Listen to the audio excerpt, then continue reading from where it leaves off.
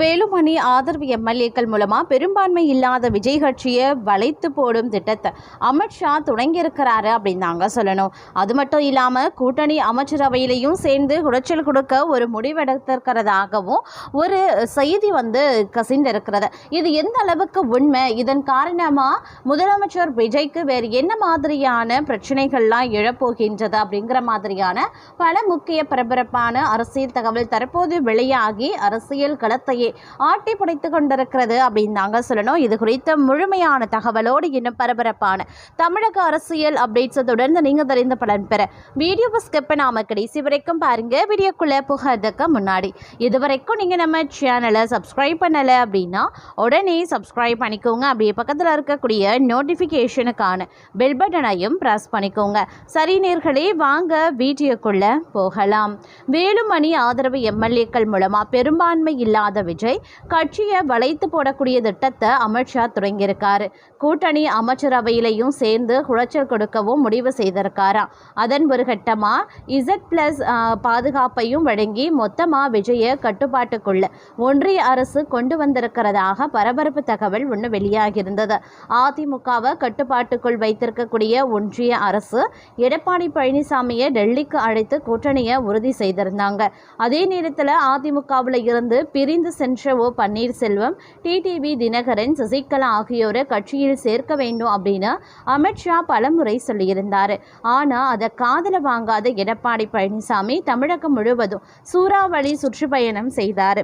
இதனால் கடுப்பான அமித்ஷா தமிழக பிரச்சாரத்தை முற்றிலுமாக குறைத்து விட்டார்.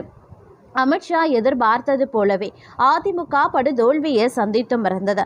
தோல்வியை முன்கூட்டியே கணித்த அமித்ஷா அதிமுக 70 முதல் 80 தொகுதிகளில் வெற்றி பெறும், தாவேகா 30 முதல் 40 தொகுதிகளில் வெற்றி பெறும் என நினைத்து இரு கட்சிகளையும் சேர்த்து கூட்டணி ஆட்சி அமைப்பதற்கான வேலைகளை தேர்தலுக்கு முன்னரே தொடங்கினார். இதற்காக தனியார் கட்டுமான நிறுவன உரிமையாளர் அபினேஷ் என்பவரை அமித்ஷா விஜயை சந்திக்க அனுப்பி வைத்தார். அவரும் தொடர்ந்து விஜயுடன் பேசியும் வந்தார்.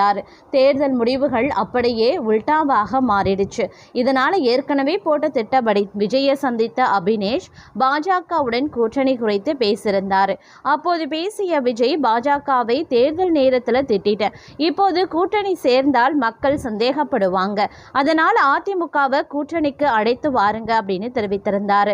இந்த திட்டத்தை அபினேஷ் அமித்ஷாவிடம் தெரிவித்திருந்தார்.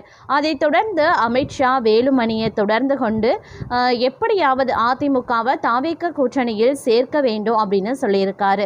ஆனால் எடப்பாடி பழனிசாமியோ தன்னை முதல்வராக அறிவித்தா கூட்டணிக்கு தயார் என்றார். ஆனால் இந்த திட்டத்தை அமித்ஷா, விஜய் ஆகியோர் மட்டுமல்ல வேலுமணியே மறுத்துவிட்டார். இதனால் இருவருக்கும் கருத்து வேறுபாடு ஏற்பட்டிருந்தது. இதனால் எடப்பாடி பழனிசாமியை ஓரங்கட்டி விட்டு அதிமுக எம்எல்ஏக்களை மொத்தமாக வளைத்து தாவேக கூட்டணியில் சேருவது என்று முடிவு செய்திருக்காங்க. இதற்காக எம்எல்ஏக்களை வளைத்திருக்காங்க. பலருக்கு பெரிய அளவில் பரிசுகளும் வழங்கப்பட்டிருந்தது. இதற்காக கோவையைச் சேர்ந்த லாட்டரி அதிபரின் மனைவி லீமா ரோஸ் பெரிய அளவில் உதவிகளையும் செய்திருக்காங்க. அதன்படி 30 எம்எல்ஏக்கள் வேலுமணியை ஆதரித்திருக்காங்க. இந்த ஆதரவு கிடைச்சும் அபினேஷ் மூலமா அமித்ஷாவை தொடர்பு கொண்ட வேலுமணி கூட்டணிக்கு தயார் என்று அறிவித்திருந்தாங்க.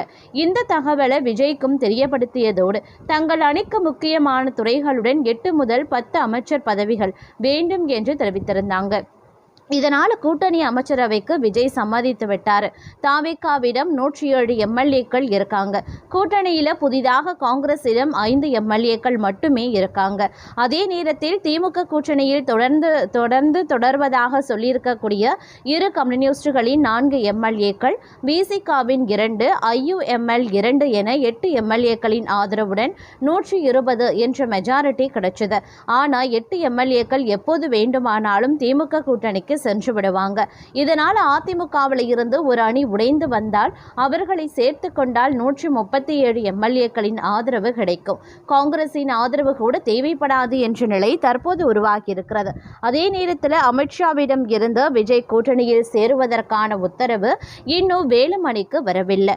அந்த உத்தரவு வந்தவுடன் தாவேக கூட்டணியில் வேலுமணி தலைமையிலான எம்எல்ஏக்கள் சேர போறாங்க. அப்படி சேரக்கூடிய பட்சத்தில் தாவேகா கூட்டணி முழுமையாக அமித்ஷாவின் கட்டுப்பாட்டில் சென்றுவிடும். அதன் பிறகு அதிமுக ஆட்சியின் போது ஒன்றிய அரசின் முடிவுகளை தமிழக அரசு ஏற்றுக்கொண்ட போது தாவேகா அரசையும் ஏற்றுக்கொள்ள செய்யப்படும் அப்படின்னு எதிர்பார்க்கப்படுது. இதன் ஒரு கட்டமாக தான் விஜய்க்கு ஒன்றிய அரசின் Z+ பாதுகாப்பு வழங்கப்பட்டிருக்கிறது. பிரதமர் மோடிக்கு அடுத்தபடியாக உத்தரப்பிரதேச முதல்வர் யோகி ஆதித்யநாத்தை போல பாதுகாப்பு வழங்கப்பட்டுள்ளது. Z+ பாதுகாப்பு நாட்டிலேயே 9 பேருக்கு தான் வழங்கப்படுகிறது. அதில் 10ஆவதாக விஜய் சேருகிறார். இந்த பாதுகாப்பு பெற்றவர்கள் விஜயை நினைத்து நேரத்தில் சந்திக்க முடியாது. விஜய் நினைத்தால் மட்டுமே அழைத்து சந்திக்க முடியும். அப்படி சந்திப்பவர்கள் குறித்து முழுமையாக Z+ அதிகாரிகள் ஆய்வு செய்வாங்க. சந்திப்பவர்கள் குறித்த முழுமையான தகவல்களை கேட்டு பெறுவாங்க. அதன் பின்னர் தான் சந்திக்க அனுமதிப்பார்கள். இதன் மூலமா விஜயை ஒன்றிய அரசுக்கு தெரியாமல் யாரும் சந்திக்கவும் முடியாது. அவரும் சென்று யாரையும் சந்திக்க முடியாத சூழ்நிலை தற்போது உருவாகி இருக்கிறது. தங்க கூண்டில் இருக்கக்கூடிய கிளி போலதான் விஜய் இருப்பாரு என்கின்றனர் ஒன்றிய அரசு அதிகாரிகள். இதனால் தற்போது எல்லா வகையிலையுமே விஜய் அமித்ஷாவிடம் வசமாக சிக்கியுள்ளதாக தகவல்கள் வெளியாகியிருக்கின்றன. இதனால் எப்போது வேண்டுமானாலும் காங்கிரஸ் மற்றும் கம்யூனிஸ்ட் கட்சிகள் கழட்டிவிடப்படுவார்கள் என்கின்றனர் பாஜக தலைவர்கள். அது மட்டும் இல்லாம தற்போதைய நிலவரத்தின்படி பார்க்கும்போது காலம் எவ்வளவு வலிமையானது அப்படின்றத மாதிரி நமக்கு ஒரு தோற்றம் ஏற்படுத்துகிறது. ஏன் அப்படின்னா முன்னாள் முதல்வர் OPS அவர்களுடன் JCT பிரபாகர் இருந்தார். அப்போ JCT பிரபாகர் அவர்களை அதிமுகவில் உறுப்பினராக கூட சேர்க்க எடப்பாடி பழனிசாமி அனுமதிக்கல. ஆனா இன்று யார் அதிமுகவின் சட்டமன்ற குழு தலைவர் என்று தேர்ந்தெடுக்கும் அதிகாரம் அதே JCT பிரபாகரிடம் இருக்கிறது என்று நெட்டிசன் ஒருவர் எக்ஸ்தலத்தில் பதிவிட்டிருக்காரு. அதிமுகவில் இருந்து விலகி தாவேகாவில் செங்கோட்டையன் இணைந்த சில நாள்ல OPS அணியில் இருந்த JCT பிரபாகரும் தாவேகாவில் இணைந்தார். முன்னதாக JCT பிரபாகர் அதிமுகவில் MGR காலத்தில் இருந்தே பணியாற்றியவர்.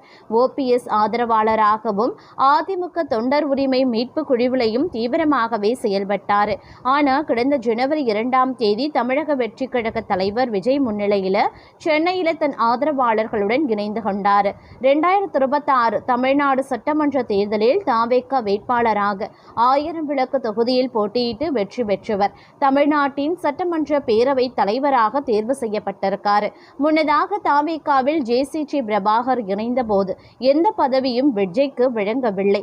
ஜனவரி மாதம் தாவேகாவில் இணைந்த போது பேசிய JCT பிரபாகர், நான் முதல்ல MGRஐ பார்த்தபோது எந்த அளவுக்கு நம்பிக்கை இருந்ததோ அந்த அளவுக்கு விஜய் மீது நம்பிக்கை இருக்கிறது. விஜய் தமிழகம் முழுவதும் அமைதி புரட்சியை ஏற்படுத்தியிருக்கிறார். வீடுதோறும் விஜய் முழக்கம் இருக்கிறது. ஜெயலலிதா புகழை எடுத்துரைக்க தடையில்லாத இயக்கமாக தாவேகா இருக்கிறது. தாவேகா பொறுப்பு இல்லாவிட்டாலும் தமிழக அரசியலில் மாற்றம் ஏற்படும் என்கிற நம்பிக்கையில் நான் கட்சியில் இணைந்திருக்கிறேன். இனியும் கட்சியினர் பலர் இணைவார்கள் என்று கூறியிருக்கார்.